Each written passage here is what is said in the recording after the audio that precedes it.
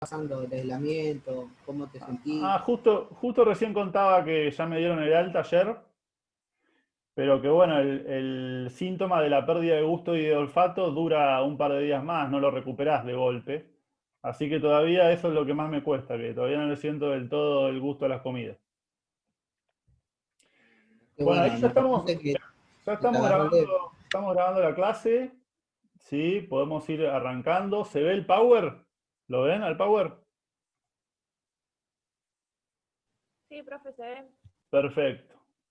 Entonces podemos arrancar. Cualquier cosa, como siempre, cualquier cosa me interrumpen o escriben en el chat para hacerme preguntas. Sin miedo, ¿sí? Bueno, llegamos a la unidad número 3, que es Sociología de la Educación Física. Esta sería la clase número 5, es decir, la penúltima o anteúltima, como prefieran. Y su título es Educación Física, Desigualdades y Cambio Social. ¿Sí?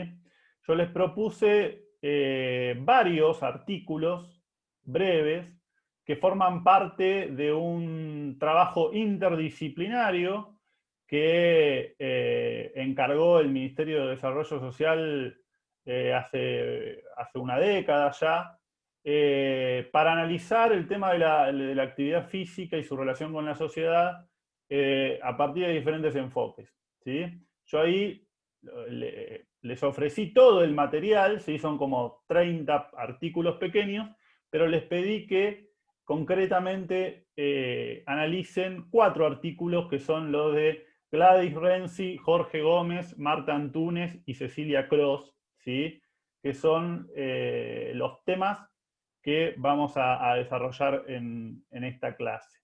Obviamente, si a ustedes les interesaba y tienen tiempo y ganas, podían y pueden, y yo les recomiendo que se acerquen a los otros artículos que también están muy buenos y que lo interesante es que es un enfoque interdisciplinar, es decir, de diferentes disciplinas, de diferentes ciencias, de diferentes enfoques, se aproximan al tema de la educación física y la sociedad.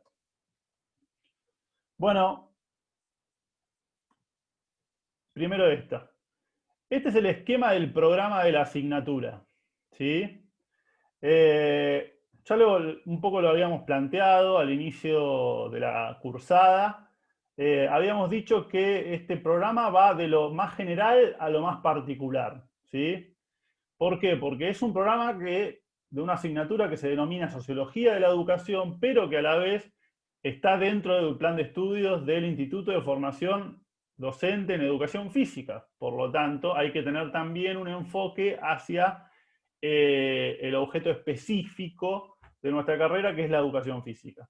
¿Sí? Por lo tanto, el programa que yo diseño y que les propongo a ustedes para la cursada empieza con los fundamentos y elementos generales de lo que sería la sociología como ciencia que aborda, investiga, estudia las diferentes problemáticas de una sociedad, para después avanzar un poquito más en uno de los ámbitos, de las áreas, de los dispositivos, si se quiere, que tiene esa sociedad, uno de los problemas también, de los temas que tiene esa sociedad, que es la educación, ¿sí? Para finalmente, en la tercera unidad, que es la que vamos a empezar hoy, acercarnos a las discusiones sobre nuestro objeto de estudio específico, que es la educación física. Entonces, ustedes fíjense que nuestro programa tiene, digamos, el esquema, la forma de un triángulo invertido, de una pirámide invertida, en el que vamos de lo más global, de lo más general, de lo más abstracto, a lo más concreto, lo más directo, lo más particular, ¿sí? Y está graficado en este esquema. Cuando pasamos de lo más general a lo más particular, vamos ajustando el nivel de precisión, y cuando hacemos el ejercicio inverso y pasamos de lo más particular de nuestra disciplina, la educación física, y desde allí tratamos de pensar los problemas de la educación general e incluso los problemas de la sociedad en general, vamos generando un proceso de abstracción que también siempre es muy necesario y muy interesante para reflexionar sobre nuestra propia práctica.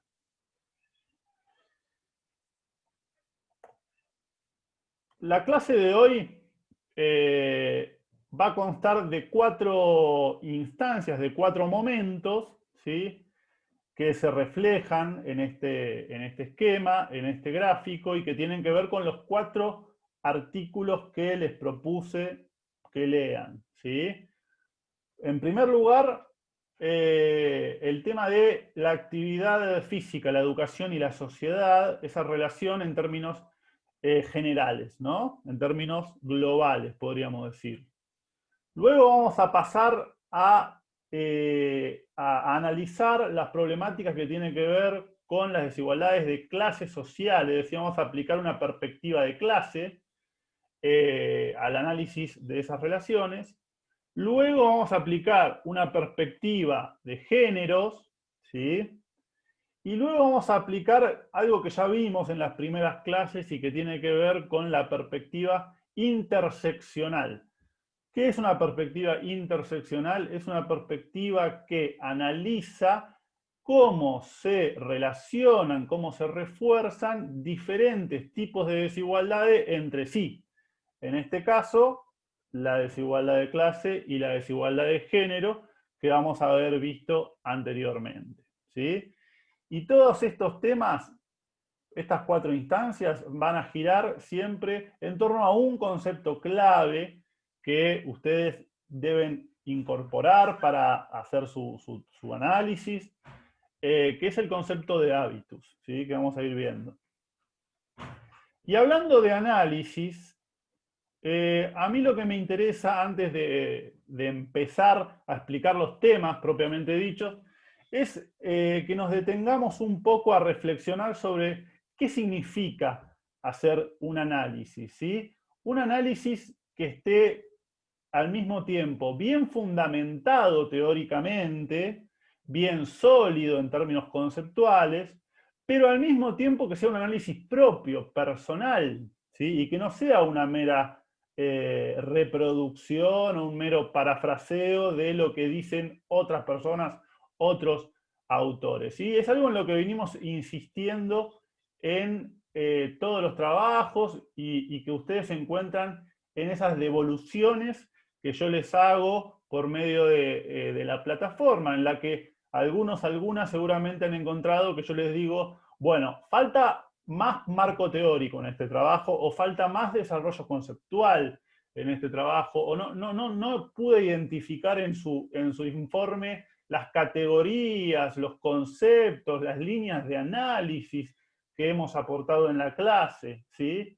O quizás lo contrario, identifico en el informe los conceptos, las categorías de la clase, pero no veo desarrollo personal, no veo ningún aporte propio, ¿sí? Entonces, me gustaría, antes de empezar, que hagamos este ejercicio, ¿sí?, de tratar de entender qué significa hacer un análisis personal, pero que al mismo tiempo esté bien fundamentado en los conceptos de la clase, porque al fin y al cabo, la idea de los informes es que, por un lado, ustedes aporten a la discusión que estamos teniendo en la clase sus propias ideas, sus propias discusiones, sus propias experiencias, ¿sí?, pero que al mismo tiempo me demuestren que estuvieron atentos a la clase, que estuvieron leyendo los textos, que estuvieron viendo los videos y que prestaron atención a la explicación. Es decir, los 2 elementos tienen que estar presentes en su informe, ¿sí?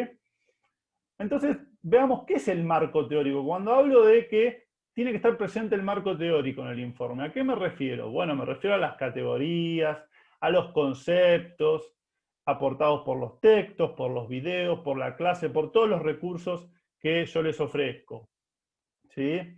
Por ejemplo, en el caso de la clase de hoy, vamos a ver un concepto que es el concepto de hábitos, que es muy importante. Entonces, el marco teórico podría ser la definición de hábitus, la definición de campo social, ¿sí? Y todas las líneas de análisis que los autores proponen para abordar las temáticas que vamos a ver hoy, ¿sí? Por el otro lado tengo el aporte propio, el aporte personal. ¿Qué es eso? Bueno, el conocimiento previo. Uno siempre tiene un conocimiento previo de los temas, ¿sí? Que tienen que ver con su propia experiencia, con su propia trayectoria personal, ya sea escolar, laboral, ¿sí? E incluso que surge del debate grupal, si es que el trabajo lo vamos a hacer en grupo, cuando debatimos e intercambiamos opiniones, ideas, también ahí vamos construyendo conocimiento, ¿sí? Ahora bien, si ese aporte propio, personal, no está fundamentado teóricamente en los conceptos de la clase, es totalmente incompleto, ¿sí? Entonces, los dos elementos se tienen que unir, tienen que interactuar entre sí para elaborar un análisis adecuado, correcto, ¿sí? Esto quizás lo tendría que haber explicado la primera clase, pero a lo mejor fue un error mío darlo por sentado, de que ya se entendía cómo debía ser, pero bueno, nunca es tarde, y como yo había encontrado estas dificultades en los trabajos y en las devoluciones se las señalaba, me quería detener un segundo para hacer una explicación general, ¿no? Por ejemplo, si ustedes en el trabajo que tienen que presentar la semana que viene, el martes, me ponen en el trabajo, solamente hay marco teórico, es decir, solamente hay una reproducción de las categorías de los textos, etc. Por ejemplo, llamamos hábitos a un conjunto de saberes, de creencias, de actitudes, gustos, etc., que posibilitan a los sujetos la pertenencia a un campo social determinado. No son meras costumbres, sino prácticas socialmente determinadas en las que se plasman y reproducen relaciones de poder de clase y género. Estas son dos frases que aparecen en dos textos y que si ustedes la ponen en el trabajo, primero, las tienen que citar si la van a poner. La tienen que citar como la cité yo, entre comillas, y haciendo referencia a sus autoras en este caso. Pero segundo, si ustedes lo único que ponen en el trabajo es eso y no le agregan nada personal, eso no es un informe, un análisis propio, ¿sí? Eso es simplemente una, digamos, reproducción de un marco teórico que, digamos, ya existe y que no me sirve a mí tampoco porque no aporta nada más a la discusión, al tema, ¿sí?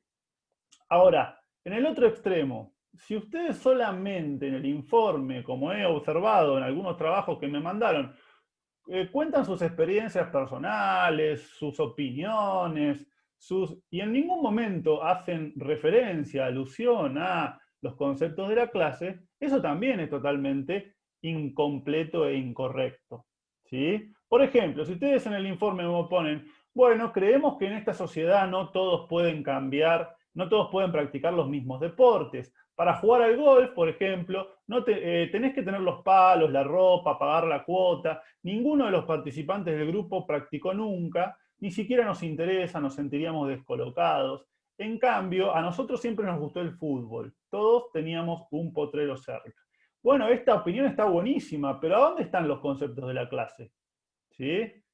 Es decir, es muy valiosa en términos de experiencia, pero no está completa porque no está analizada justamente a partir de las categorías que propusimos en la clase. ¿Mm? Entonces, los dos tipos de análisis son incompletos, porque en uno falta la parte del aporte personal y en el otro falta la parte del desarrollo conceptual, justamente. Los dos elementos tienen que estar presentes en el análisis. ¿Cómo, por ejemplo? Bueno, de esta manera. Por ejemplo, si yo escribo, según señalan las autoras, el hábitus influye en el tipo de deportes y de actividad física que practicamos cotidianamente. Esto quiere decir que de acuerdo al campo social en el que te toca vivir, vas a tener más posibilidades de practicar determinados deportes y no otros. Por ejemplo, si naciste en una familia futbolera, en un barrio popular que tenía un potrero, es probable que te guste el fútbol, que lo incorpores como hábito a lo largo de tu vida. En cambio, es probable también que nunca juegues al golf. Fíjense qué hice yo acá.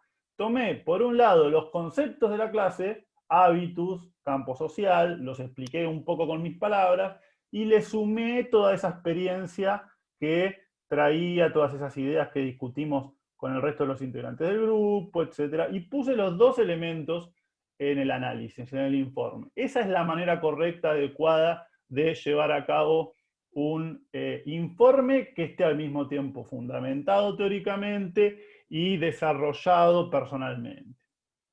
¿Se entiende? ¿Me siguen? Sí, profe. Bien. Profe, una pregunta. Sí. Porque yo estoy haciendo un proyecto para entregar ahora y es como que igual me quedé encajado en el marco teórico. Y ahora como usted me habla, yo este marco teórico lo puedo tomar como parte de guía o referencia para un proyecto. Pero depende de qué va a ser ese proyecto. Si te va a servir de acuerdo a el tema del proyecto, digamos que se corresponda con el tema del proyecto. Si no, no te va a servir. Ah, varía entonces. Claro, sí. A ver, para que se entienda, el marco teórico es como una caja de herramientas, ¿sí? Pero en vez de ser herramientas materiales, son herramientas conceptuales. Que yo utilizo esa cajita de herramientas para analizar un tema, ¿sí? Al que le puedo sacar jugo, porque se corresponden con esos conceptos. Si no se corresponden, nada. Es como utilizar una herramienta para aplicarla a un instrumento que no encaja, ¿sí? En este caso, si tu proyecto tiene que ver con las desigualdades en la actividad física, en el deporte o en la educación, vas a poder, sí, tomar de este marco teórico el tema del hábitus, del campo social, la perspectiva del género, interseccional, etc. Pero si no, no. ¿Se entiende? Sí, la entiendo. Bien.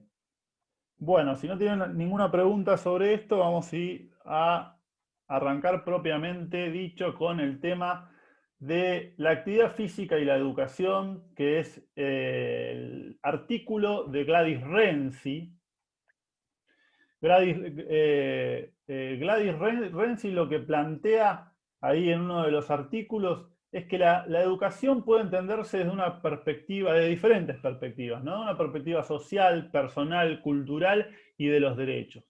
Una perspectiva social, ¿por qué? Porque la educación es fundamental para reproducir una sociedad. ¿En qué sentido? Para reproducir sus valores, para reproducir sus normas, para reproducir su identidad, ¿sí? Para reproducir también su capacidades, sus competencias económicas, productivas, por ejemplo, y a través de qué, cómo es que reproduce la educación una sociedad, y incorporando todos esos elementos a las personas que se van incorporando a esa sociedad, es decir, a las nuevas generaciones, ¿sí? Entonces, una perspectiva personal de la educación tiene que ver con entender que las personas somos en gran medida la educación que recibimos de nuestra sociedad, ¿sí? Y al mismo tiempo una perspectiva cultural que tiene que ver con que la educación lo que hace es reproducir también el nivel cultural al que ha llegado una sociedad en un determinado momento. Ustedes imagínense, si no existiera la educación, estaríamos empezando siempre de cero en una sociedad, porque las personas tendrían que improvisar, digamos, sobre un montón de actividades económicas, políticas, productivas, etcétera, de las que no tienen ni idea y tendrían que inventar, improvisar desde cero. En cambio, lo que hace la sociedad es trasladar, comunicar todo el caudal cultural, el acervo cultural al que ha llevado una sociedad a las nuevas generaciones, ¿sí? Y podemos incorporar también al análisis una perspectiva de los derechos. ¿Por qué? Porque en nuestro país, por suerte, la educación es un derecho establecido, no solo en la Constitución, sino a través de leyes específicas que hablan de una igualdad, una equidad que debe haber en el acceso a la educación. ¿Por qué planteamos estas diferentes perspectivas? Porque nos van a servir para entender el papel que juega la educación física como una dimensión específica de ese gran campo que podríamos llamar la educación, ¿sí? Y puede entenderse de la misma manera la educación física, desde una perspectiva social, desde una perspectiva personal, desde una perspectiva cultural y desde una perspectiva de los derechos. De hecho, la Ley de Educación Nacional 26.206 es la que asegura el derecho a la educación y entre sus diferentes objetivos tiene uno puntual que es el ítem R, que dice brindar una formación corporal, motriz y deportiva que favorezca el desarrollo armónico de todos y todas los educandos y su inserción activa en la sociedad. Es decir, nuestra ley de educación nacional reconoce que la formación en educación física es fundamental y que debe ser reconocida como derecho, ¿sí? Ahora bien, cuando pensamos en educación física, tendemos a pensar en esa actividad adentro de una escuela necesariamente, ¿no? En general, cuando pensamos en la educación, pensamos en una escuela, es decir, pensamos en una determinada institución que está formalmente creada, organizada para llevar a cabo esa actividad. Sin embargo, la educación es un fenómeno que se produce en todas las áreas de la sociedad, ¿sí? Y que no debe reducirse a lo que llamamos educación formal, que es aquella que se ofrece en el sistema educativo, que está institucionalizada, cronológicamente graduada, primer grado, segundo grado, tercer grado, primer año, segundo año, etc. Y jerárquicamente estructurada, nivel inicial, nivel primario, nivel medio, nivel universitario. Y que los saberes que transmite esa educación formal están prescriptos por un diseño curricular, ¿sí? Esta es sin duda el ámbito fundamental de la educación de una sociedad, que es la educación formal, las instituciones educativas propiamente dichas.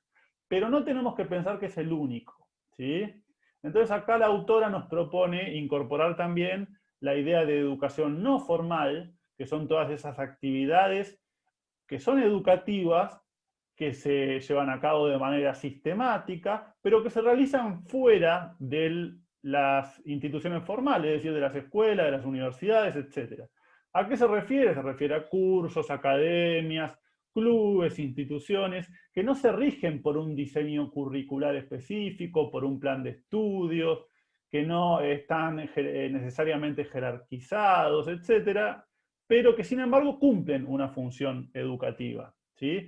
Y sobre todo hay que tener en cuenta esta dimensión para analizar la actividad física, porque la actividad física es un tipo de conocimiento que no se aprende solamente, y ustedes lo saben muy bien, dentro del ámbito escolar.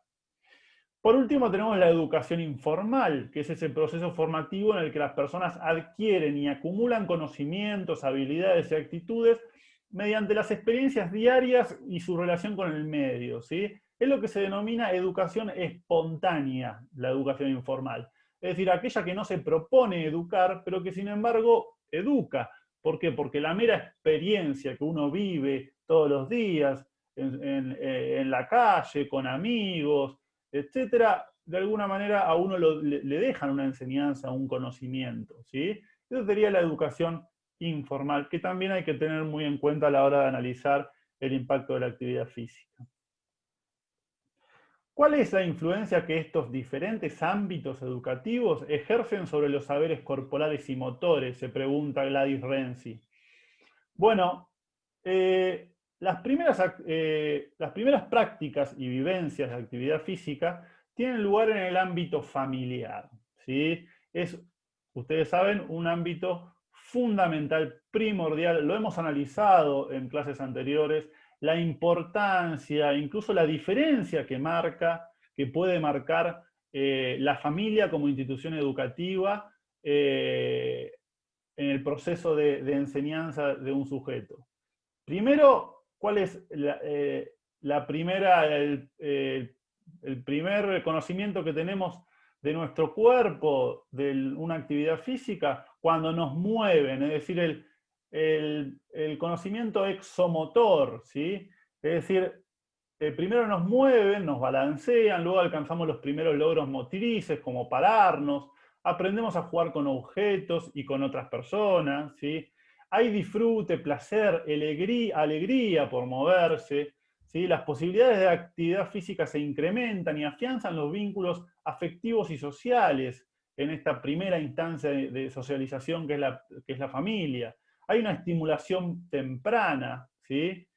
En cambio, ya en el ámbito formal, ¿sí? En el nivel inicial, en los jardines maternales, podríamos decir, la actividad física comienza a ser mediada ya por profesionales docentes. Tenemos por un lado los maestros, maestras, ¿sí? de ese nivel, y por el otro los profes de educación física. Sin embargo, todavía no está tan tajantemente diferenciado el saber de tipo intelectual del saber de tipo físico en el nivel inicial, ¿sí? Todavía la actividad física se impone a través del arenero y los rincones de las salas, ¿sí? También fuera del jardín de infantes sigue estando la plaza, el triciclo, la hamaca. Hay un predominio de lo lúdico, ¿sí? En esta primera instancia de educación física, podríamos llamar, que es una instancia todavía no tan formalizada, más espontánea, y donde predomina lo lúdico y el placer en las niñas, ¿sí? Que se mueven, que descubren que pueden mover su cuerpo y pueden con ello hacer de todo, ¿sí? Y es donde empieza a verse el excesivo movimiento del niño o de la niña, muchas veces como una patología, ¿sí? Cuando se habla, por ejemplo, de la hiperactividad de las niñas como una gran problemática para ellos, cuando en realidad muchas veces es una problemática más para el adulto, ¿sí? Que no sabe qué hacer con un niño o con una niña que no se queda quieto, ¿sí? Es más una incapacidad del adulto que una patología o una discapacidad del niño o de la niña, que es natural que cuando vaya descubriendo las potencialidades, las posibilidades de su cuerpo, le genere tanto placer moverse que no pueda limitarlo, que no pueda graduarlo.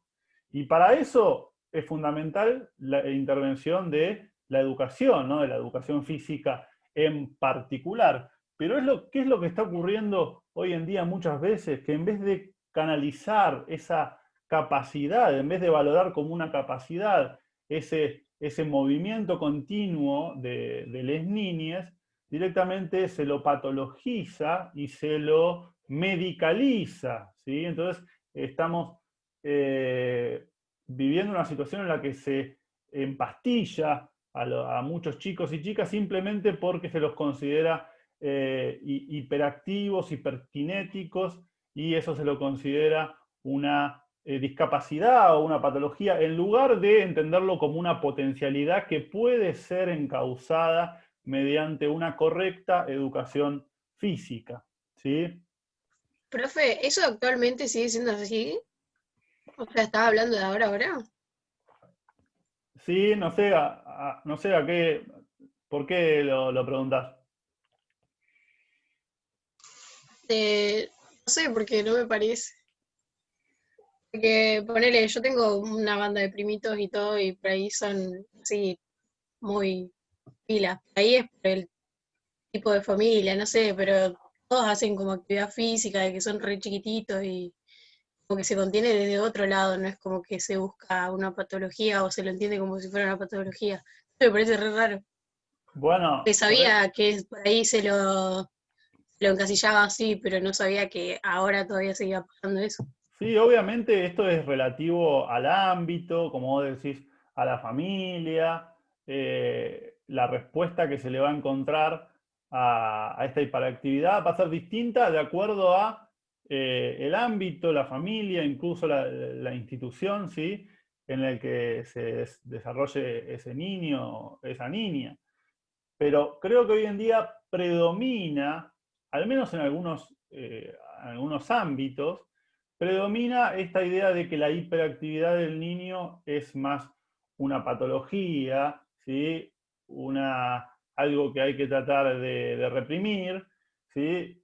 En lugar de entenderlo como vos lo comentás, que seguramente se entiende en tu familia, por suerte, que es entenderlo como una capacidad que debe ser correctamente acompañada, desarrollada, guiada, ¿sí?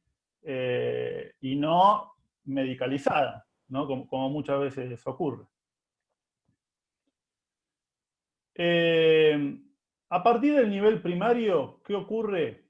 A partir de que se ingresa en primer grado, segundo grado, vemos cómo la actividad física que está tan presente en los jardines empieza a declinar en favor de la actividad intelectual. Es decir, es donde más se le va pidiendo al niño, a la niña, que se queden quietos, ¿sí? Que más tiempo se queden quietos en el aula, se los sienta en los pupitres y se los obliga a estar durante horas hasta que toque el timbre de un recreo o de la hora de educación física, sentados quietos, ¿sí? Y ahí es donde mayormente empiezan a identificarse estos problemas de los chicos, de las chicas que no quieren quedarse quietos porque no le produce placer estar mucho tiempo sentado, que quieren jugar, que quieren poner su cuerpo en movimiento, y entonces eso se considera hiperactividad y muchas veces se juzga de manera patológica, ¿sí? En el nivel primario ya empiezan a reducirse las clases de educación física con menos carga horaria e incluso va perdiendo valor en términos de reconocimiento. Ahí la autora habla de que se la considera muchas veces a la educación física la hermana menor de los saberes escolares. Muchas veces se la desprestigia, se la ningunea, ¿sí? ¿Por qué? Porque se va priorizando el saber de tipo intelectual, ¿sí?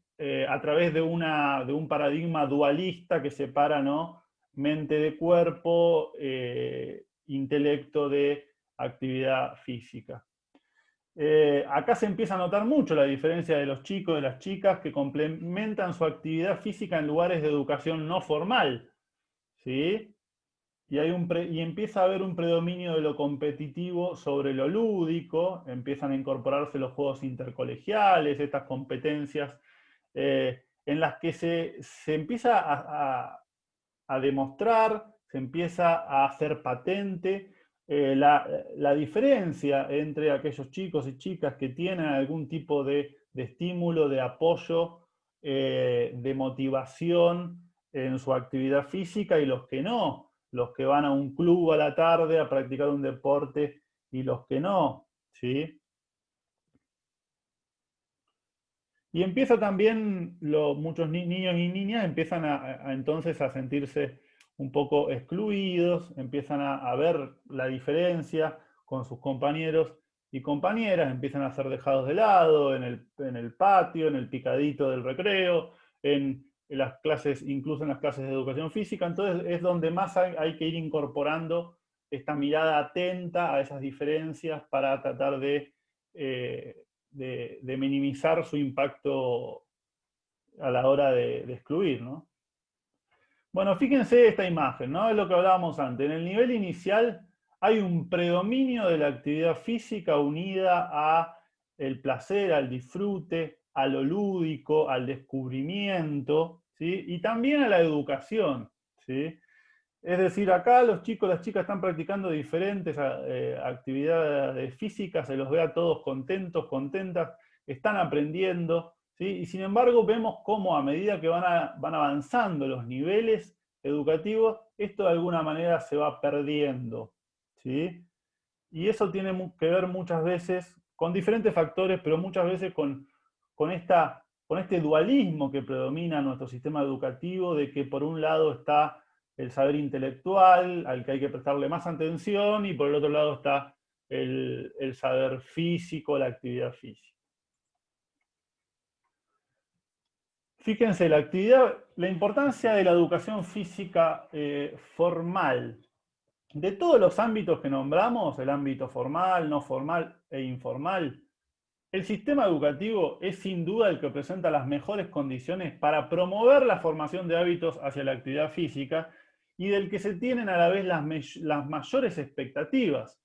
pues las horas de educación física escolar constituyen la única oferta de actividad física que es masiva, sistemática, gratuita y disponible para todos y todas, con la que cuentan los sujetos en los primeros 18 años de vida, obviamente siempre que estén escolarizados, que por suerte en nuestro país la gran mayoría de los jóvenes de esa edad están escolarizados.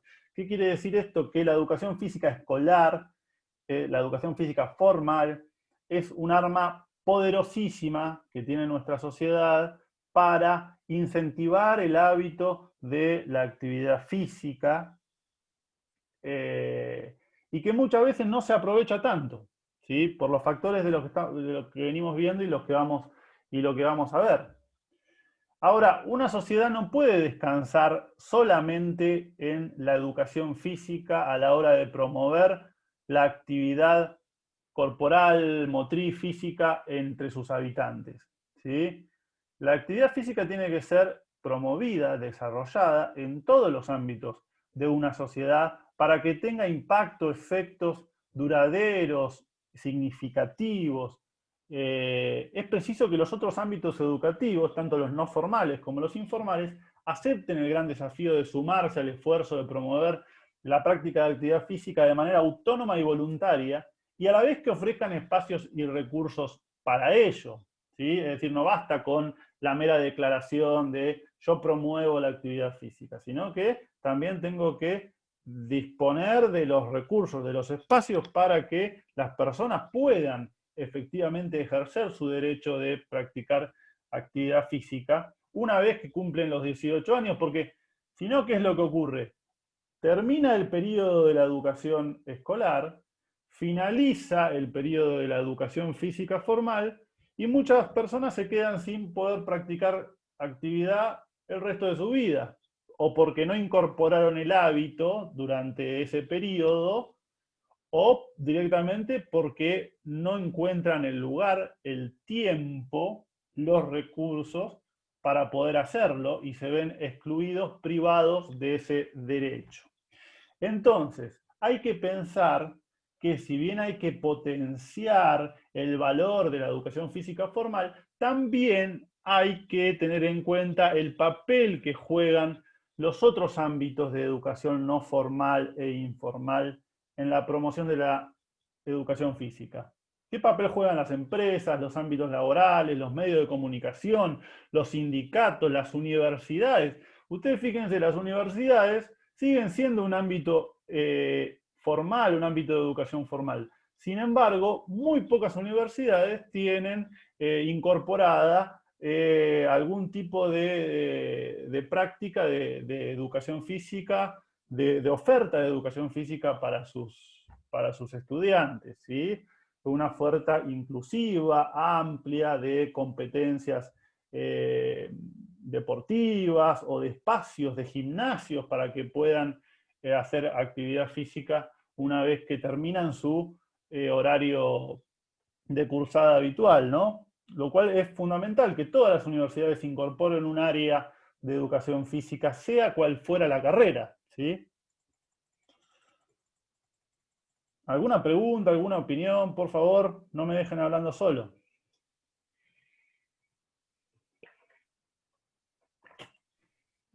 Profe, Sí, Matías. está bueno ahí ahora, por ejemplo, acá en donde yo vivo, las empresas tienen sus equipos de fútbol o equipos por ejemplo, que se juntan a jugar y hacer actividad física últimamente, que eso está bueno que se implemente, porque muchas veces uno, por ejemplo, acá que, ¿cómo se hace? Se hace hincapié mucho en el petróleo, están 12 horas, casi las 24 horas laburando y después se tienen que levantar y ir a laburar otra vez y así todos los días y no tienen como su tiempo de hacer actividad física porque también necesitan un descanso.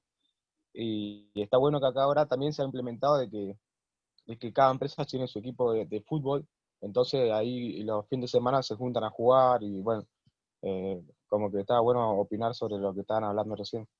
Totalmente, es un ejemplo fabuloso el que pusiste y muy pertinente para lo que estamos explicando. ¿Cuál es el papel de las empresas ¿debería estar eso regulado por ley? ¿No debería haber una ley que obligue a las empresas a ofrecerle a sus trabajadores no solamente un espacio, sino también un tiempo de jornada laboral para practicar actividad física?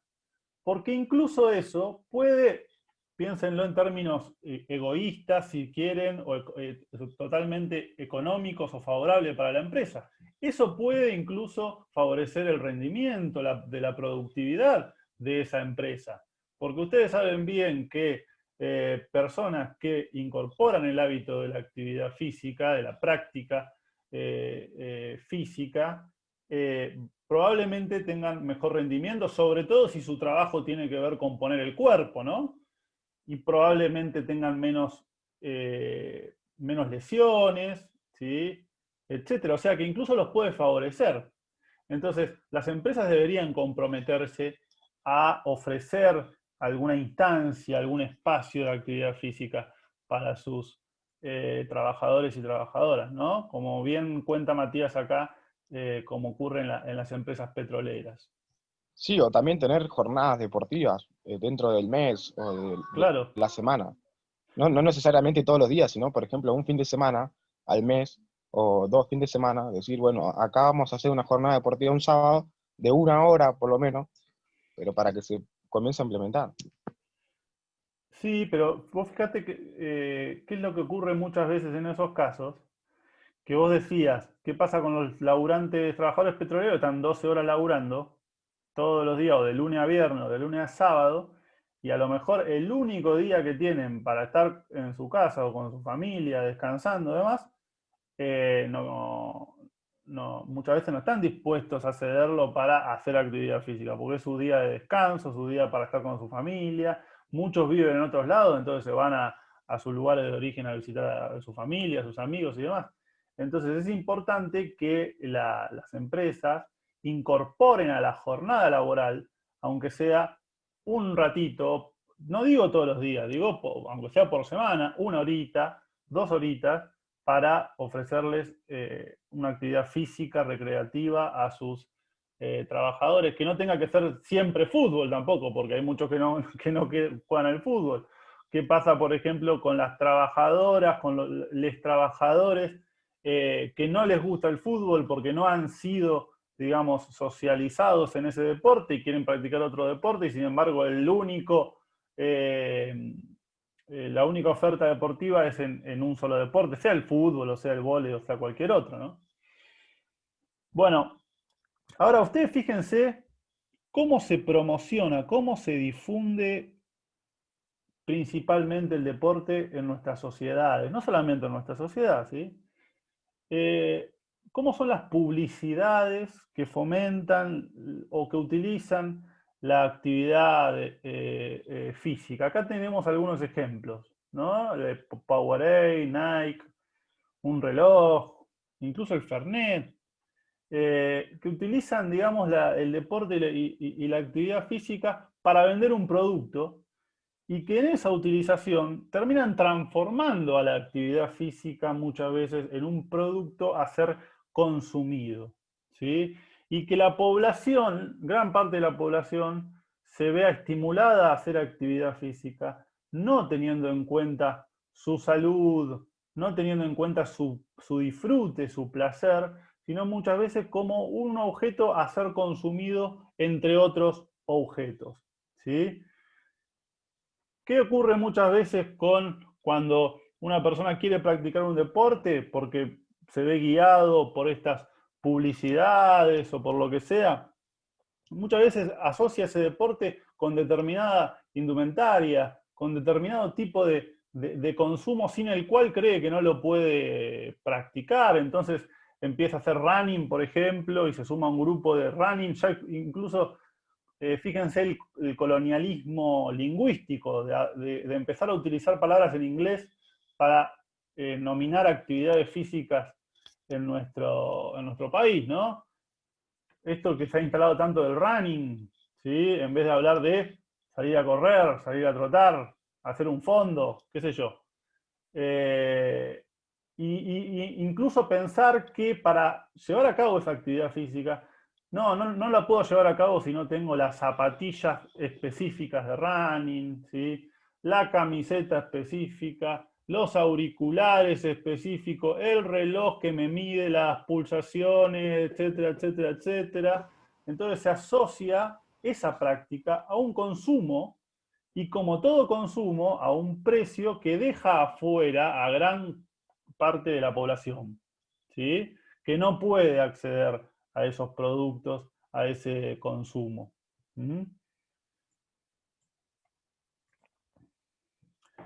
Entonces, acá la autora lo que hace es cómo podemos, como profes de educación física o como promotores de la actividad física, aunque no seamos profes, lograr que las personas incorporen el hábito de la actividad física como disfrute, como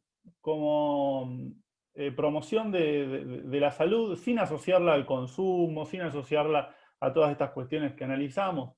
Bueno, primero, teniendo en cuenta siempre, valorando siempre el logro de la competencia motriz, ¿sí? Dice la autora. Es decir, poder hacer actividad física y saber cómo hacerla tiene que ver con recuperar la confianza en su valor específico, como un tipo de inteligencia sobre las acciones.